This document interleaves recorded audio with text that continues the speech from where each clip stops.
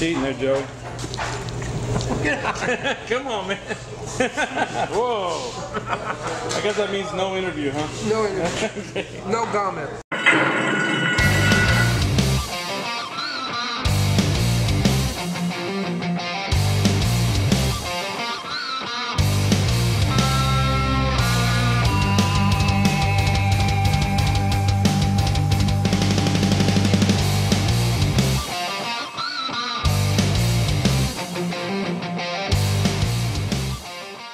Hello again, everybody. Horseman Don here. Don Stevens with another edition of the Horseman Don Show.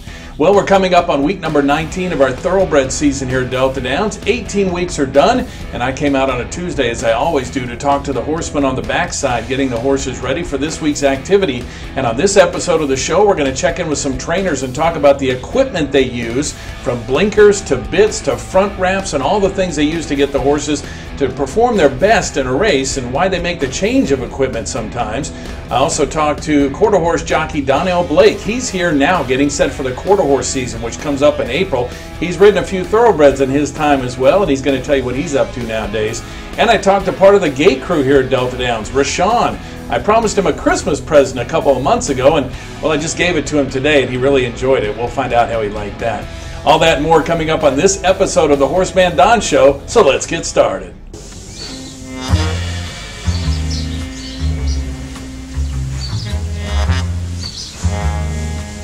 For the end of the meet, Scotty, how's it look?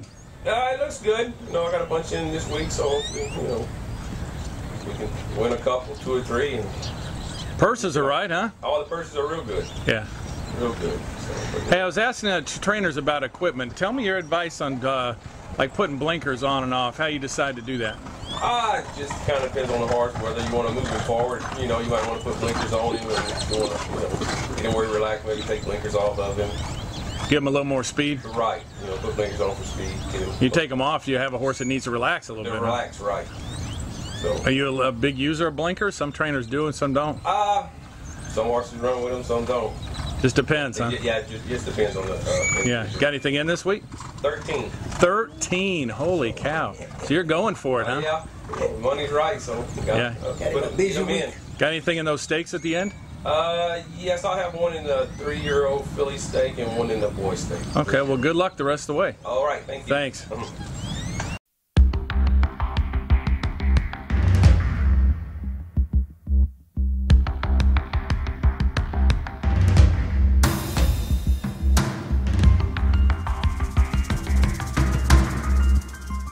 It's hard to make a lot of money and everything over there. And the clientele it's kind of hard to pick up because most horses are haul-ins and everything like that. It's not too many people on the backside. That's kind of like one of the worst meets. But I mean, if you can just ride a few and just keep above water, win a few every now and then, you okay. But unfortunately, I haven't won none yet. But I think I'll win me a few. Is this the toughest time of year? I mean, obviously Delta's the meet you really look forward to. Yes, right? sir. I mean, everybody. That's why everybody loves. Like when we get over here, man. You can make money, you can stay above water, and I mean, you can pay your bills off and everything. Shreveport, I mean, if you went on the open bred, sometimes it's like $100, and trying to split that between your agent and your valet, I mean, you left with nothing at the end. And it's tough. It's cold up there, isn't it, in the winter? Yes, sir. Like, I believe that was yesterday. It was like 55 degrees. Here, I seen it was like 69 or 71. And man, it's a big difference. Yeah. Then we had a really cold winter too. There were times it was colder than that. So, what do you do to prepare for this meet? You're here working for trainer Ray Robbins, right? Yes, sir. I told him I was getting out of Shreveport. Just come down here and I mean just maybe see what the babies and stuff like that he got and try to get on a couple of more horses and everything here. You ever thought about riding any of these thoroughbreds? You said you put some 5 furlong races. You'd be good at that, huh? Oh, I won a few thoroughbred races at Advantage, mile 16, mile 70. I mean, if I had the clientele, I promise you, I'd switch. But it's just hard to start back over and make your way back up. Yeah. Well, right now, April can't get here quick enough, huh? No, sir. It can't. I think April 20th. I think that's you opening day. You got it circled on your calendar. Yes, sir. All right. Well, good luck. Stay safe. Okay? Thank you, sir.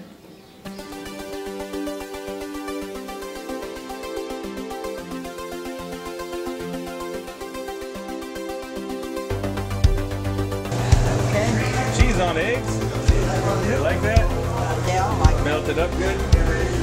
All right, Devin, you got your second thoroughbred win the other night, and I thought you were beat. Tell me about how it was down the lane. Oh, he's tough.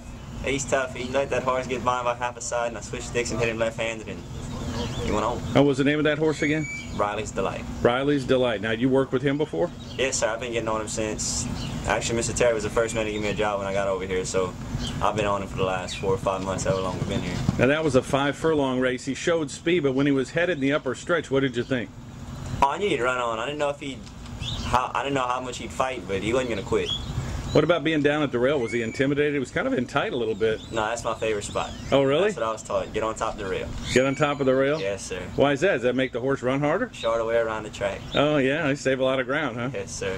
So you starting to feel it now? You got a couple wins? Yes, sir. I like it. I'm getting a feel for it. I'm getting adjusted. Family's happy. I've seen them on social media. They're very proud of you. Yeah. Your grandma on there? Oh, yeah. Biggest critics and biggest supporters. Oh, well, that's what you got to have. They got to push you, right? Oh, yeah. So what do you have coming up this week? Anything? I got the little filly that I went on 3 weeks ago. She's back in. And then I got to go to Shreveport Sunday for the Mardi Gras Derby trials. Oh, wow. So you're switching quarter horse thoroughbred. You going to do that for a while? I don't know yet. After the meet, I'll see how it goes and see what kind of shots I get where I go, and yeah, I'll decide. Kind of make a decision one way or the other, huh? Oh, yes, sir. How's school going? Good. Well, good. Well, be strong in the end of the meet. Let's get to the winner's circle a few more times, okay? Yes, sir. All right, good luck.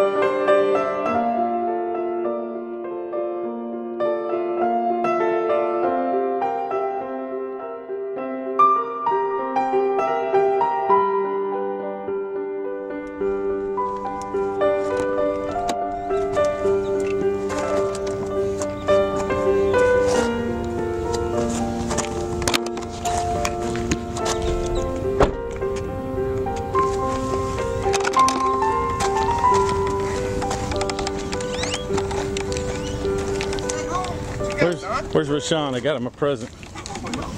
Rashawn! I got your bucket of bananas, man. I told you. You didn't think I was going to bring them. And I keep in the bucket. You happy now? Oh, yes. Got your Christmas present a little bit late. Yep, you know what? You better share those bananas. Do what? You're not going to do it, huh? Oh, no. That's an insult. Hey, as long as you're happy. Ooh, like that banana, huh? The best. Never seen a man love a banana so much.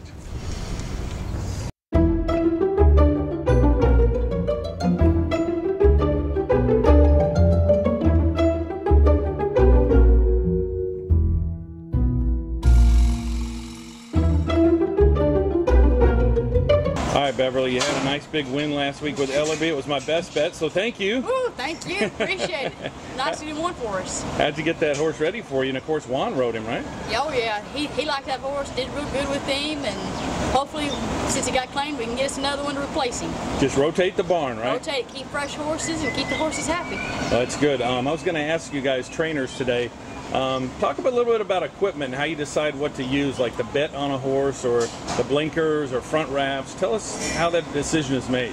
Okay, usually if I just claim a horse and I get it in my barn, I want to go through the process of seeing what they have to have. If a horse gets out, maybe we need a little bit to keep it in, or maybe if it's a little stronger, we put a little bit more of a metal piece or like a ring bit on the horse to keep a hold of it, keep it in control.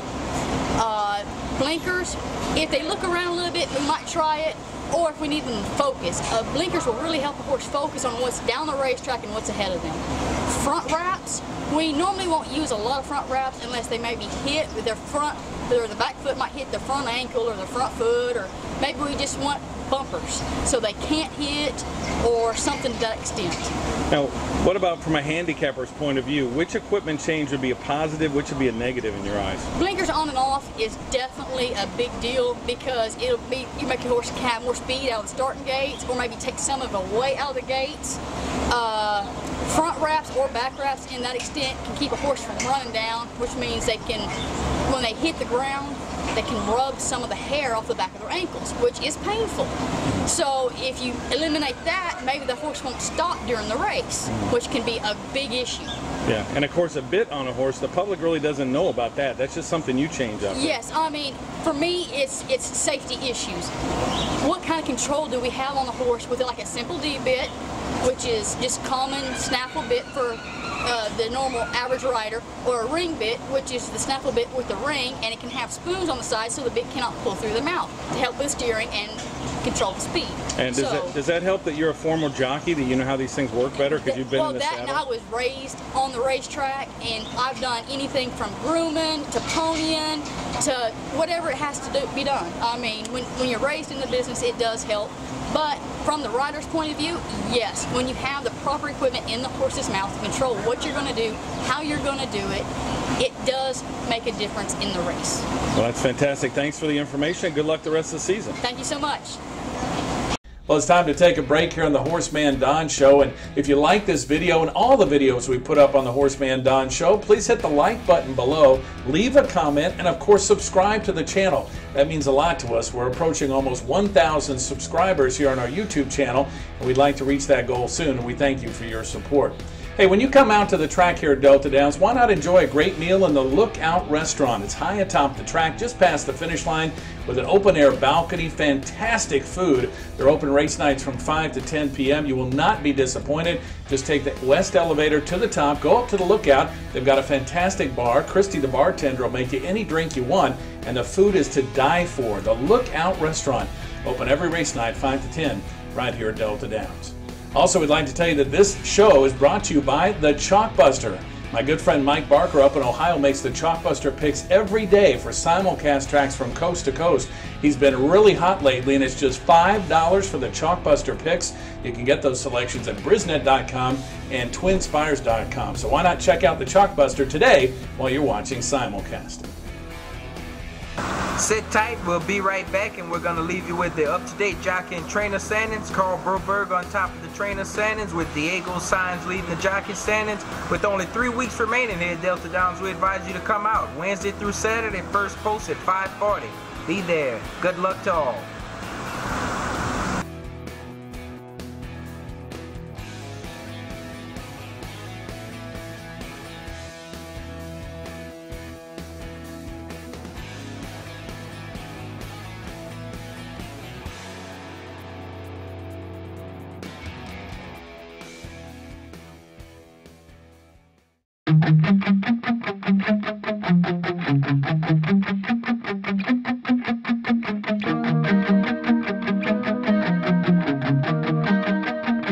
Okay, Joel, talking about equipment today, tell me what makes up your mind to using different equipment like blinkers and front wraps and different bits. Well, blinkers, usually it's when they're young. A lot of horses come from the training farms with blinkers on, and you know, a lot of people think that they need them their whole career, but generally they don't.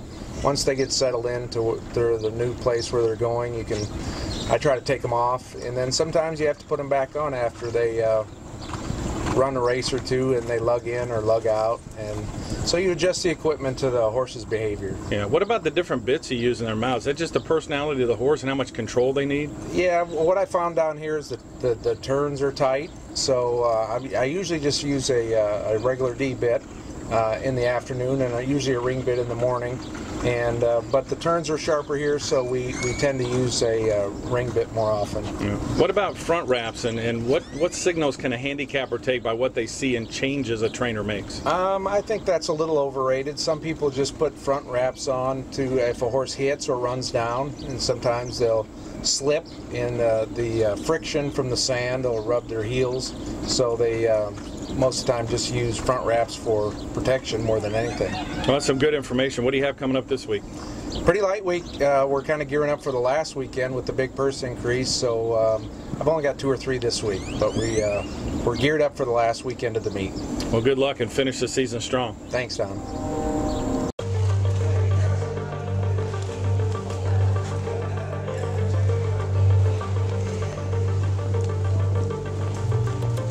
Season's getting ready to wrap up. We've got 3 weeks. How's the barn looking, Sarah? The barn's looking great. I'm excited for the end of the meet. You got many in this week? I got 4. 4. What nights? Wednesday, Thursday, Friday, and Saturday. You got 1 each night? Yes, sir. Perfectly symmetrical. It's I amazing. love that. I love it. What about these purses the last few weeks? They're good, huh? Oh wow, they're excellent. But also the competition is tougher too. Yeah, everybody's the more waiting to get money, them in. the better horses you get. Yeah, how many horses you guys have now? 28. 28. Is that 28. a normal number or a little high for you? It's a little low. Like in Louisiana Downs, we had 38. 38. Okay. But so after this season, immediately, what do you do when the season's over? Louisiana Downs. You head north. I love Louisiana Downs. You like it up there? I love it. It's summertime, warm weather. What is it you like about it? It's very warm. Day racing. I love day racing. It's just so much easier on you. Yeah. And just everybody's really nice, like here. Yeah. It's Well, a you're great always place very to nice be. to me. Thanks, Don. You got to be my co-host next year, right? I'm going to try, Don. I'm Okay. trying to watch you every day and learn how to do this. Well, you get some tips and do some studying, okay, and then we'll do an audition. I'm excited. All right, let's do it. Thanks, Don. Thanks.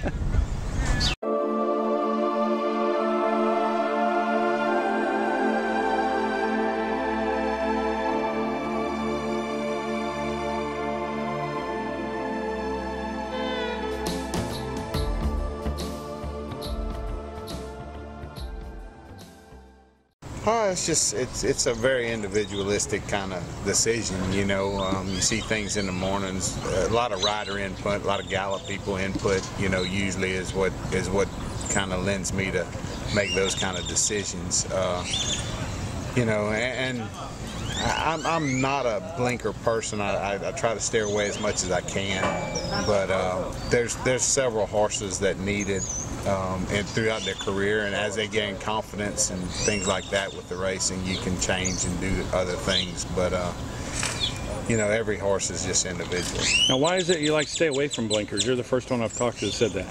I'm just not I'm a fan of you know, I come from a background of breaking horses and starting a lot of young horses, and I just don't like it as a tool in young horses. I'd rather give them the opportunity without them till they kind of get their bearings and know what it's about. But it lends more towards confidence. Yeah. You know, that's about the biggest attribute I can say with a horse is if they're a confident horse and they feel good out there with it, I try to leave them alone. What's the one piece of advice you give a handicapper about looking at a horse before a race and the post parade? What do you look for? I like to see a horse that's moving with ease. You know, very comfortable and calm. Head up. Yeah, just you know, horses are exude an air of confidence, and you know, that's what I like to see with them. On their toes and alert. Just alert, yeah, just alert. But you know, nervousness. There's several things that'll make them nervous, and you know, they'll show you that they're nervous, but you don't know why they're nervous. Right. And you know, I tend to steer away from that. All right. Well, thanks for the advice. You bet. Good luck the rest of the way. Thank you.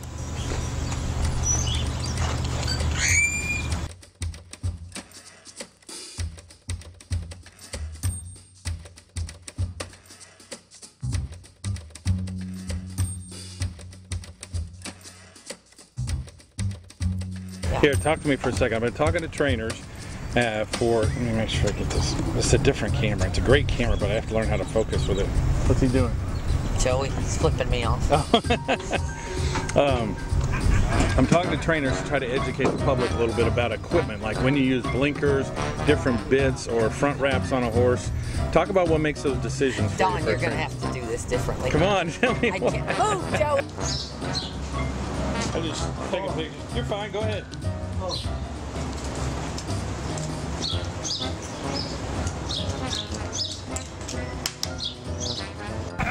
Okay, Dana, tell me about... Okay, you look at him. Stop! Joey, we're filming you. Yeah, exactly. Tell me about the decisions you make with equipment on a horse. Blinkers, front wraps, bits, things like that. What makes your decision to change those things up? Just as you train a horse and progress with them, you know, if they are a little leery of other horses beside them, a choice might be made for blinkers. If a horse runs down a bit, then we go for the bandages. For me, it's just a progression of what does he need to be the best he can be. Yeah. A lot of my horses run in a D bit and nothing. Yeah. I'm not a big equipment person, but Yeah. we have to use equipment to adjust the situation with a horse. Yeah. But once they show me something, then it's my job to, put an equipment change on there and try to prevent whatever's going wrong, Yeah. help it, whether it be help a horse settle or protect a horse's legs. Yeah. So for me, I just kind of let the horses tell me there's no standard. We start with nothing, just a D-bit. Baseline. And just go from there. Then we add from there. What about for handicapper in the post parade? What does a handicapper need to see for a positive, or what would be a negative sign for a horse to perform their best? Don, just alertness and being on their toes. Yeah, and yeah. Sweat. What about sweat? No, I don't like horses washing out. If I was a gambler, really the calmest horse in the paddock. And for me, a lot of times, maybe the horse with the least amount of equipment on him, no issues. Really? If he's sound-minded and he's sound-legged and he doesn't need any equipment, so Yeah. he's going to go perform, kind of the best of his ability like that. Yeah. On the other hand, if you have a horse that's got maybe a little drifting issue and you see a houghton on him or a run-out type bit, well, then you feel like it's been corrected. It's supposed to correct the issue, so you might see an improvement there. Yeah. So it's just a trainer's choice. A lot of trainers like a lot of equipment, a lot. How much of a decision on claiming a horse comes down to what you see on race night? Equipment-wise? Yeah. I mean, the wraps and things scare you a race before? Absolutely. Yeah. You want to, if you never get to see a horse's legs and they've got 4 bandages on and you can't really tell what's going on, sure, it makes a decision.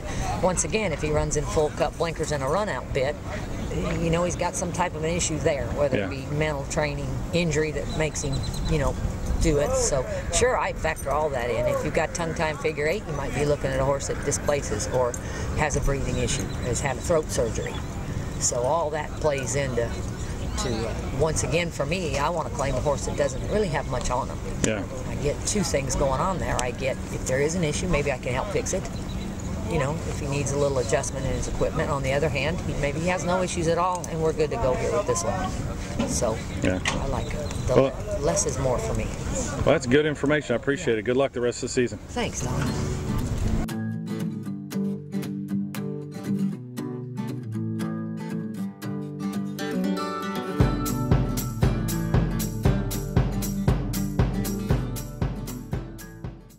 Well, that wraps up this episode of the HorseManDon Show. Thank you so much for joining us. I had a blast bringing it to you, and I hope you liked it as well. We'll do another show next week, but don't forget, this is week number 19 of our thoroughbred season here at Delta Downs in Vinton, Louisiana. We'll race this Wednesday through Saturday night with post times at 5:40 p.m. Enjoy a great meal in the Lookout Restaurant. Fantastic racing on the racetrack. We've only got 3 weeks left, so the season is winding down very, very fast. Once again, as a reminder, please like this video if you enjoyed it. Also subscribe to the channel, leave a comment below. And until next week, I'm HorseManDon. Have a great day. We'll see you out here at the races.